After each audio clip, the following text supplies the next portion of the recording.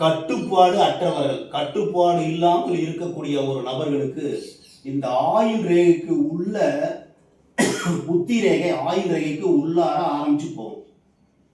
இந்த புத்தி ரேகை ஆயுள் ரேகைக்கு உள்ளார ஆரம்பிச்சு போகும்.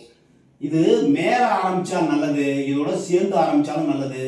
இந்த சபா மேடு, இது கீழ் சபா, இந்த சபாயிலிருந்து இந்த சபா வரைக்கும் போச்சுன்னா கட்டுப்பாடு இல்லாத மனநிலை உருவாவதற்கு வாய்ப்புண்டு. சண்டை சச்சரவு தான் அவங்க வாழ்க்கையாகவே இருக்கும். சண்டை சச்சரவு மூலமாக இருக்கும். அது செவ்வாய் டு செவ்வாய் போயிடுச்சுன்னா ஓரளவு திருந்த முயற்சி செய்வார்கள். இல்லைன்னா வெளி உலக வாழ்க்கையும் இவங்க ஒத்துக்கவே மாட்டாங்க. இது சரின்னா அது சரியில்லைம்பாங்க.